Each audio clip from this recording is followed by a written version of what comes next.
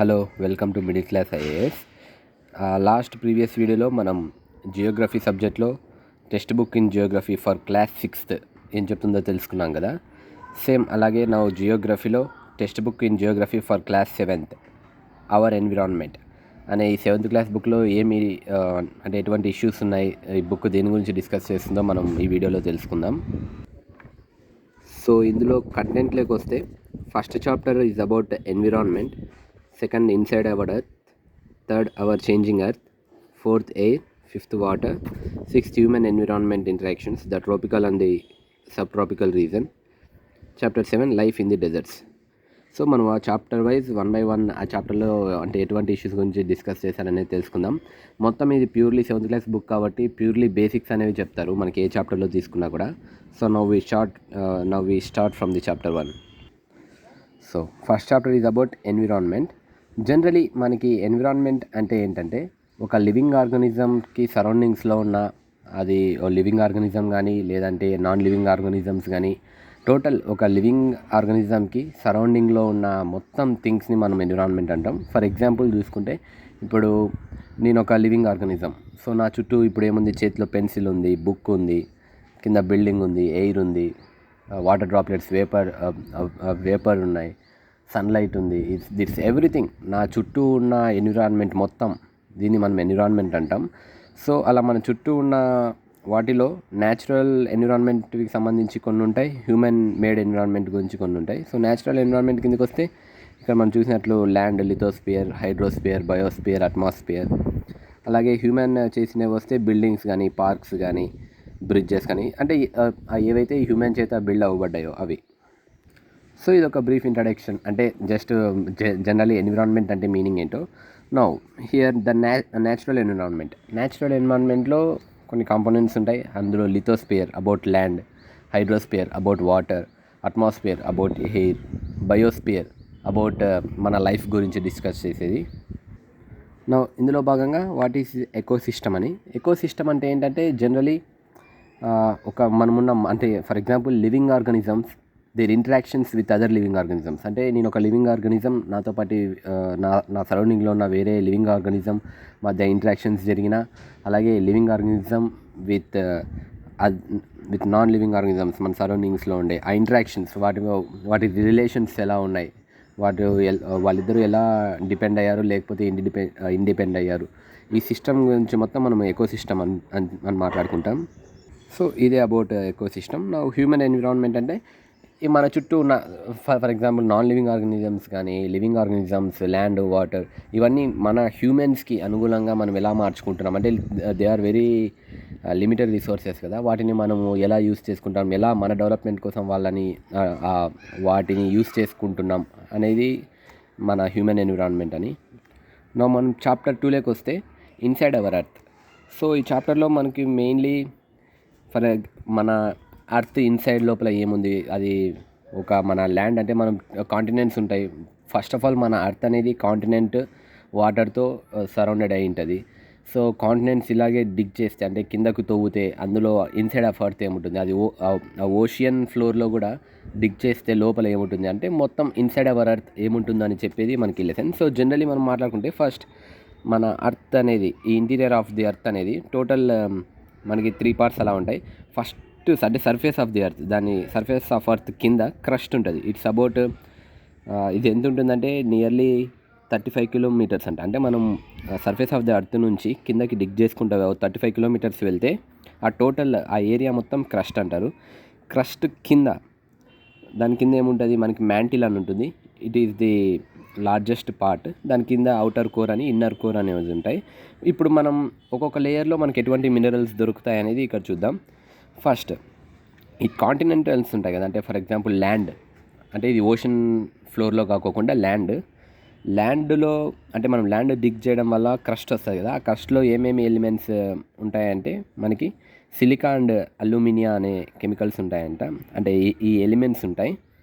Plus అలాగే మనం ఇప్పుడు ఓషన్ క్రస్ట్ అంటే ఆ ఓషన్ ఫ్లోర్ని డిగ్ చేస్తే అందులో ఉంటుంది కదా క్రస్ట్, అందులో మనకి ఏం దొరుకుతాయంటే సిలికా అండ్ మెగ్నీషియం దొరుకుతాయంట. సో ఇది అబౌట్ దట్ ఇంటీరియర్. అలాగే ఇక రాక్స్ అండ్ మినరల్స్ అని ఉన్నాయి.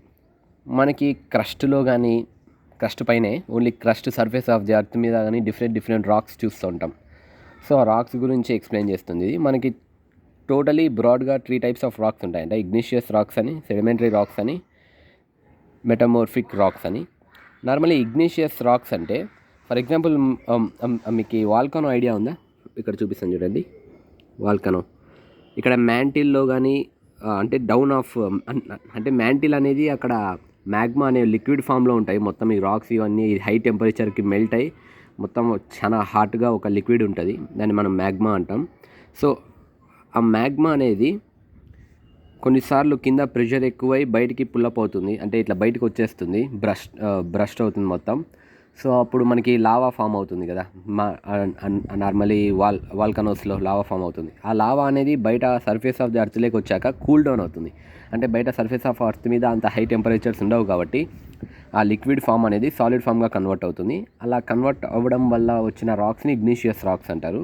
ఇగ్నిషియస్ రాక్స్లో 2 టైప్స్ ఉంటాయి, ఇంట్రూసివ్ రాక్స్ అండ్ ఎక్స్ట్రూసివ్ రాక్స్ అంట. సో అలా వాటిని ఇగ్నిషియస్ రాక్స్ అంటారు. సో ఇగ్నిషియస్ రాక్స్ అనేవి ఇట్లా మౌంటైన్, ఫర్ ఎగ్జాంపుల్ ఇట్లా మౌంటైన్ పైన ఉంటాయి కదా, మౌంటైన్ పైన నుంచి ఇట్లా దొల్లుకుంటూ కిందికి వస్తాయి, ఆర్ ఒకటి హిట్ చేసుకుంటాయి, డిఫరెంట్ పార్ట్స్గా విడిపోతాయి. అలా విడిపోయిన డిఫరెంట్ పార్టికల్స్ని సెడిమెంట్స్ అంటారు. ఆ సెడిమెంట్స్ అన్నిటినీ విండ్ కానీ వాటర్ కానీ డిపాజిట్ చేస్తుంది, కంప్రెస్ చేస్తుంది. సో వాటి వల్ల ఒక స్ట్రాంగ్ రాక్ అనేది ఇంకోటి తయారవుతుంది, దాన్నే సెడిమెంటరీ రాక్ అంటారు. సో ఈ సెడిమెంటరీ రాక్స్ అండ్ ఇగ్నిషియస్ రాక్స్ని అండర్ హీట్ అండ్ గ్రేట్ ప్రెషర్లో మనం అప్లై చేస్తే ఆ రాక్స్ అనేది మనకి మెటమోర్ఫిక్ రాక్స్గా కన్వర్ట్ అవుతాయంట. సో ఇది అబౌట్ మనకు inside our earth. Next third lesson our changing earth. మనకి ఈ కాంటినెంట్స్ ఉన్నాయి, కాంటినెంట్స్ కానీ మొత్తం మన ఎర్త్ అనేది మొత్తం ఈ లిథోస్పియర్ అనే దాని కింద కొన్ని ప్లేట్స్ అనేవి ఉంటాయి, అంటే లిథోస్పియరిక్ ప్లేట్స్ అంటారు. అవి ఏంటంటే మూవ్ అవుతూ ఉంటాయి ప్లేట్స్, అంటే వెరీ బిగ్ ఇన్ సైజ్ ఉంటాయి అవి plates, under the ground big in size ఉంటాయి. అవి మూవ్ అవుతూ ఉంటాయి కాన్స్టెంట్లీ. అవి ఎలా మూవ్ అవుతాయంటే మనకి క్రస్ట్ కింద మనకి ఇవి మ్యాంటిల్ ఉంటాయి కదా, మ్యాంటిల్లో ఉన్న మ్యాగ్మా ఎలా మూవ్ అవుతూ ఉంటుందో అదేవిధంగా ప్లేట్స్ అనేవి వాటి ఇన్ఫ్లుయెన్స్ అయ్యి అవి మూవ్ అవుతూ ఉంటాయి. లైక్ మ్యాగ్మా ఎలా మూవ్ అవుతూ ఉంటుందంటే హై ప్రెషర్ నుంచి ఇట్లా లో ప్రెషర్లోకి వస్తూ ఉంటాయి లిక్విడ్. అందుకే కదా మనం కింద టెంపరేచర్ ఎక్కువ అయిపోయినప్పుడు మాగ్మా అనేది బయటకు వస్తుంది కదా, అట్లా కొన్నిసార్లు ఇట్లా అప్ అండ్ డౌన్ అవుతూ ఉంటాయి. సో వాటిని బేస్ చేసుకొని ప్లేట్స్ కూడా ఫ్యూ టైమ్స్ ఏమవుతాయంటే ఇలా క్రిష్కాస్ అవుతాయి, అప్ అండ్ డౌన్ అవుతాయి. సో అలా ప్లేట్లెట్స్ అనేది అప్ అండ్ డౌన్ అయినప్పుడు కానీ అవి మూవ్ అయినప్పుడు కానీ సర్ఫేస్ ఆఫ్ ది అర్త్ మీద చాలా హ్యూజ్ ఇంపాక్ట్ చూపిస్తాయి అండ్ చాలా డిఫరెంట్ చేంజెస్ మనకి అర్త్ మీద కనబడతాయి. సో ఈ మూమెంట్స్ ఆఫ్ అర్త్ ఉంటాయి కదా, అంటే అర్త్ అనేది అంటే surface of the earth change అవ్వడం because of that platelets moving up and down or movement of the ప్లేట్స్ని బేస్ చేసుకొని అర్త్ అనేది చేంజ్ అవుతూ ఉంటుంది.